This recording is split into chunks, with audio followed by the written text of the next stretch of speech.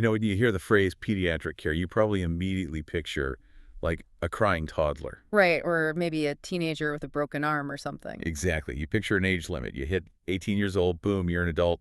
You move to the adult hospital. It seems like such a, well, a clean biological boundary line. But imagine walking into a children's hospital and seeing a 37-year-old woman in one of the rooms receiving treatment. Which completely shatters that expectation. It really does. But if someone is dealing with a rare childhood cancer, one that requires a specific pediatric specialist, that is a very real scenario. The care doesn't just stop because you had a certain birthday. It's so true. Welcome to the Deep Dive. Today we're taking you through the absolute foundations of pediatric nursing. We are peeling back the layers of a comprehensive university curriculum to show you why treating kids isn't just about, smaller bandages. Far from it. We're exploring the profound shift in how our healthcare system treats its most vulnerable patients. And that difference is really the core of everything we're going to unpack today. Because pediatric medicine isn't just about curing an illness. Right. It is about treating a constantly developing human being while simultaneously managing and navigating their entire family ecosystem. It's a huge undertaking. It really is. It is a completely different paradigm from adult care. Well, to really understand why modern pediatric care is so intensely focused on that family ecosystem, we have to look backward. Because the historical baseline was, well, it was bleak. Very bleak. Take the first pediatric hospital in the United States, the Children's Hospital of Pennsylvania.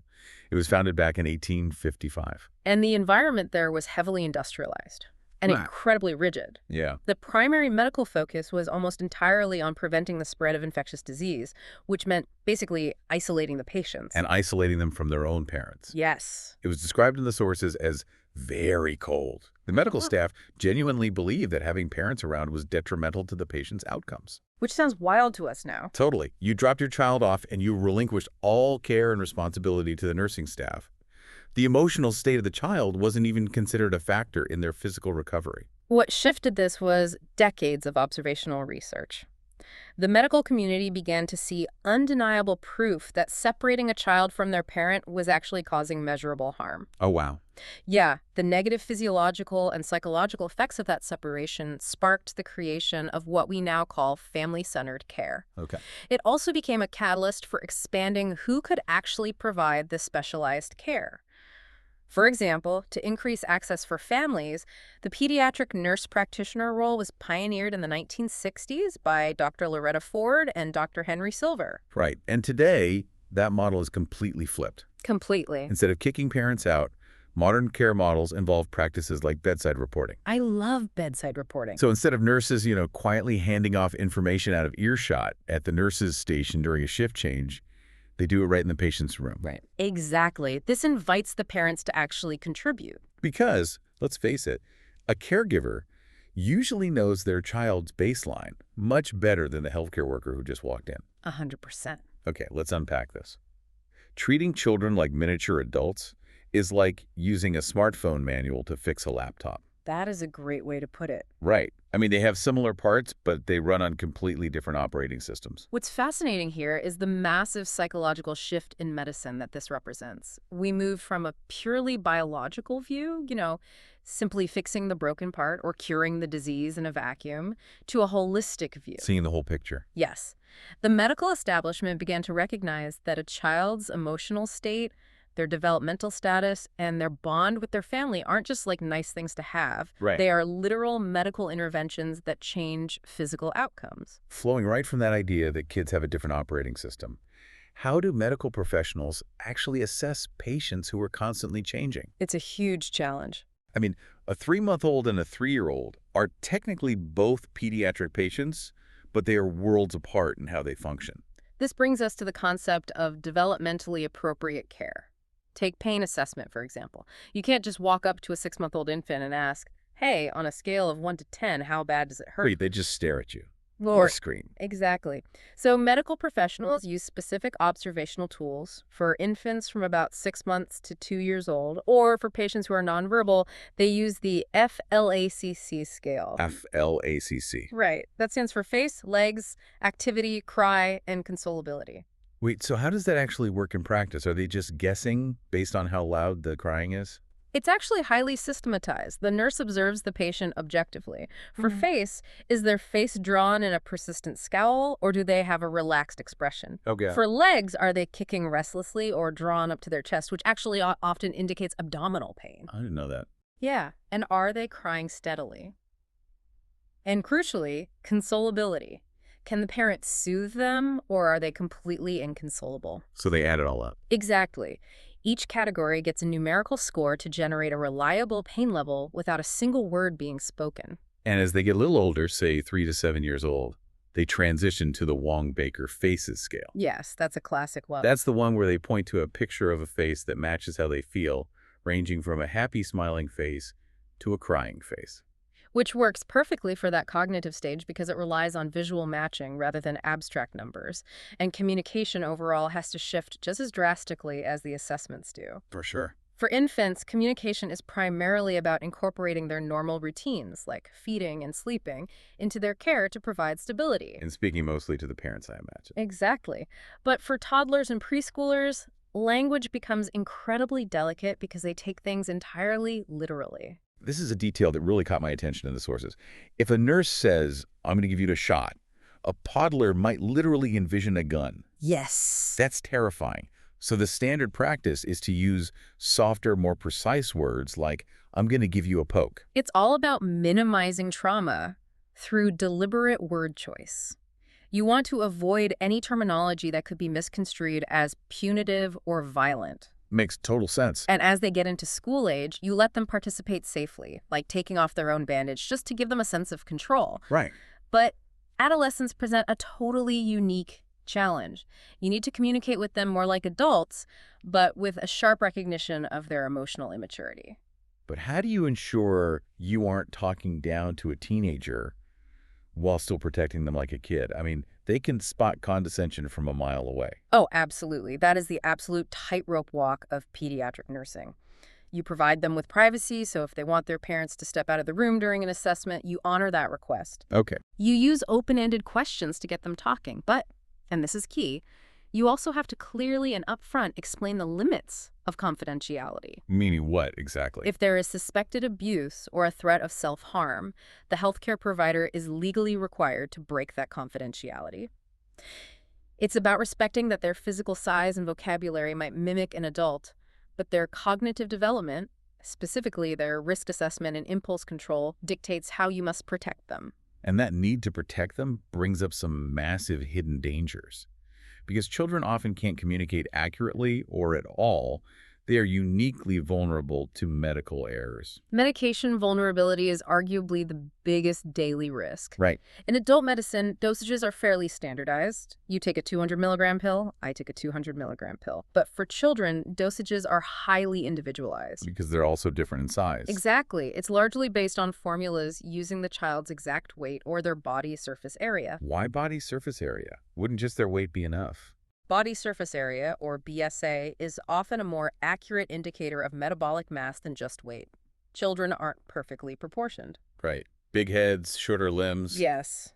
Their organ size and fluid volume change rapidly as they grow. So BSA accounts for both height and weight, giving a much safer calculation for how a child's liver and kidneys will actually process a really potent drug. Which means a math error in that calculation could be catastrophic. Absolutely. A wrong weight entered into the electronic system, or like a decimal point placed one spot to the right, completely changes the dose. Oh, man. And compounding that danger is the fact that a young child isn't going to question what you hand them. An adult patient might say, wait, my blood pressure pill is usually blue. Why are you handing me a red one? But a toddler. A toddler will just swallow whatever is given to them. The physical safety metrics are also incredibly precise for the same developmental reasons. For example, to prevent strangulation or suffocation, crib slats in a hospital must be less than or equal to 2 3/8 inches apart. And the reason for that specific measurement is that a baby's body might slip through a larger gap, but their disproportionately larger head gets caught. It's so scary to think about. It is. These aren't arbitrary numbers. They are mapped directly to human physical development. Same with water heaters at home. The sources note they need to be kept under 120 degrees Fahrenheit or 8 degrees Celsius to prevent scalds. Right, because a child's skin is much thinner and burns faster than adult skin. And school-age kids need to be in booster seats in the car until they reach 4'9", so the seatbelt crosses their rigid collarbone, not their soft neck or abdomen. Safety also extends into the realm of medical research, introducing a fascinating legal and ethical standard called assent. Assent with an A. Yes. Children who are 7 years of age and older can actually give assent or dissent to participating in a clinical research trial. So wait, if the parents sign the legal consent forms, fully wanting their child to participate in an experimental study, but the 7-year-old says no, what happens? The child is not included. Really? Yes. The child's refusal, their dissent, legally overrides the parent's consent in the context of research. It's an early recognition of bodily autonomy. So what does this all mean? It's like trying to diagnose a software glitch on a computer that actively hides its error codes from you because it's scared of getting in trouble. That's a great analogy. You have to be a pharmacist, an air traffic controller, and a detective all at once, analyzing their environment for hidden threats. And this raises an important question about the ethical weight of that detective work, particularly regarding mandatory reporting. Right. Abuse and neglect. Yes. Nurses are legally mandated reporters for physical abuse, sexual abuse, emotional abuse, medical abuse, and neglect. And proof isn't required to make a report, only a reasonable suspicion. Yeah. Only a suspicion. But it is not always black and white. It can be incredibly difficult to decide if a family's behavior warrants a formal report to state authorities. Because of the fallout. Even if a family is completely cleared following a medical or social services investigation, the fact that a report was made remains on the books. It's exact. That's a permanent mark. It is a profound, life-altering step for that family. That's why these decisions shouldn't be borne by one person alone. Nurses must navigate these suspicions with their entire clinical team. Like who? Supervisors, social workers, attending physicians, just to ensure they are looking at the whole picture and making the right decision for the safety of the child. That heavy burden of mandatory reporting really exposes the core tension of pediatric care. You aren't just treating the child in a vacuum. Not at all. You are constantly negotiating with the complex web of adults surrounding them. Which brings us to modern family structures and the legal puzzles they create. We're talking about blended families, grandparents acting as primary caregivers, foster parents, LGBT families. And the structure of the family heavily impacts who legally holds the right to medical consent. Consider the legal maze of a child in state custody. Okay. If a foster parent brings a child into the emergency room for a procedure, that foster parent often does not have the legal authority to sign the consent form. So the care is just delayed. Usually, yes. The clinical team has to track down the caseworker from the Department of Child Safety, or in some cases, locate the biological parent who still retains partial consent authority. That sounds incredibly stressful. It's a logistical challenge that directly impacts patient care. And in highly sensitive situations involving custody disputes or suspected abuse, hospitals use a tool called privacy passwords. This is such an important safeguard. During admission, the legal guardian sets a personalized secret password. Health information is only shared over the phone or in person with individuals who can provide that exact password. Right. It's a strict firewall protecting the child from unauthorized people getting their medical details. Sometimes even their own estranged family members. Exactly. Navigating the family ecosystem also requires deep cultural competence. The goal is to provide care that respects the patient's identity and background. Like how? Well, for instance, there is a noted increase in children and adolescents identifying as transgender. The standard of care involves asking the client what name and pronoun they wish to use and utilizing them consistently, Right. while also recognizing that this specific population carries a statistically higher risk for depression, bullying, and discrimination. It's also about understanding diverse traditions that might seem unfamiliar to the medical staff. In certain Native American cultures, routine eye contact might be viewed as a sign of disrespect or challenge. Yes. So if a parent isn't looking the nurse in the eye, it doesn't mean they're hiding something or not listening. Right, they are showing respect. In other cultures, there might be a strict religious or personal preference for same-sex healthcare providers. And when dealing with language barriers, the golden rule is to always speak directly to the patient or the family, looking at them, not at the interpreter. Because the interpreter is just the conduit. You must maintain the human relationship with the family. It seems like establishing boundaries would be incredibly difficult in this environment. How do you keep from getting over-involved with a vulnerable child? Or, on the flip side, how do you avoid judging a family whose cultural practices you completely disagree with? It requires maintaining strict therapeutic boundaries. Infants and children are innately vulnerable, and witnessing that vulnerability can trigger a provider's instinct to either distance themselves emotionally to avoid the pain Which makes sense. or become overly involved and try to, save the child. But the goal of cultural competence isn't to personally agree with every cultural practice a family holds. Okay. The goal is to respect it and work within it. If a family is exhibiting challenging behaviors, nurses are trained to use their assessment skills to determine the root cause of that behavior. So trying to figure out the why. Exactly. Maybe it's fear, maybe it's a lack of health literacy. You assess that rather than taking it personally or judging them. It's about maintaining compassion while staying firmly within professional lines. All of these complexities, the family dynamics, the cultural beliefs, the developmental understanding of the child, they all collide in what has to be the most difficult area of pediatrics. End of life care. Yeah. It is the ultimate test of the pediatric paradigm. When a child receives a terminal diagnosis, whether from a sudden trauma like an accident or a physiological cause like an aggressive cancer, the medical framework shifts to hospice. And the fundamental goal of hospice is completely different. It shifts entirely away from attempting to prolong life with curative treatments and focuses on promoting a peaceful, pain-free death. And how a child processes what is happening to them depends entirely on their cognitive development. The psychological breakdown of how children view death based on their age is absolutely heartbreaking, but it explains so much about how to care for them. Yes, infants and toddlers don't really grasp death. They primarily just fear separation from their parents. Right. While preschoolers, ages 3 to 5, engage in magical thinking.